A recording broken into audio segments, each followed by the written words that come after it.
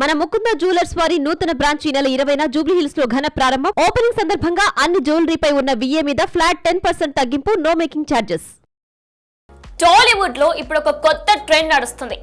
ఏ హీరోకి హిట్ రాకపోయినా వెంటనే ఒక మైథికల్ ట్యాగ్ తగిలించడం, చేతిలో ఒక పాతకాలపు కత్తి పెట్టడం, ఇది అడ్వెంచర్ అని కలరింగ్ ఇవ్వడం. యువ సామ్రాట్ నాగ చైతన్య కూడా అదే రూట్ పట్టుకున్నాడు.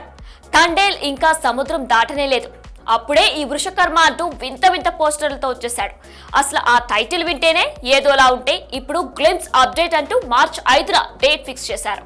మరి ఈ అప్డేట్ చైతు కెరియర్ ని ఉద్ధరిస్తుందా, లేక ఫ్యాన్స్ కి మరోసారి నిరాశ మిగులుస్తుందా?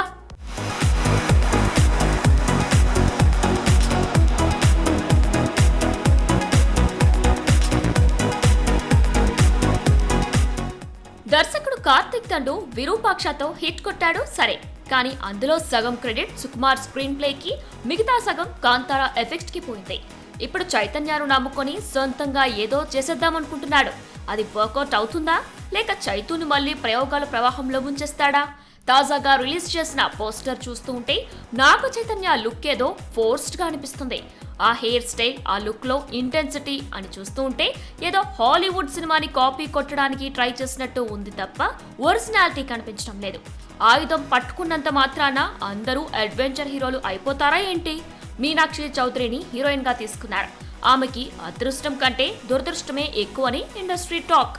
ఇక విలన్ పాత్రకి ఎక్కడో బాలీవుడ్ నుంచి ఒక చిన్న నటుని తెచ్చుకున్నారు. భారీ బడ్జెట్ అంటున్నారు, కానీ క్వాలిటీ లేకపోతే ఆ డబ్బంతా బూడిదలో పోసిన పన్నీరే. గ్రాఫిక్స్ మీద ఎక్కువ ఆధారపడితే ఆదిపురుష్ లాంటి రిజల్ట్ వచ్చినా ఆశ్చర్యపోనక్కర్లేదు. మొత్తానికి మార్చి 5న రాబోయే ఆ గ్లిమ్స్ కోసం ఫ్యాన్స్ ఆతృతగా ఎదురు చూస్తున్నారో లేదో తెలియదు, కానీ యాంటీ ఫ్యాన్స్ మాత్రం ట్రోల్స్ చేయడానికి కత్తులు నూరుతున్నారు. చైతన్యకి ఇది 24వ cinema.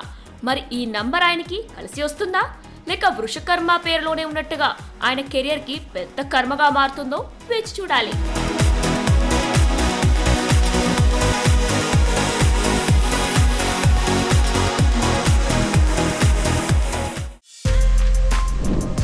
For more videos like this, subscribe Big TV channel.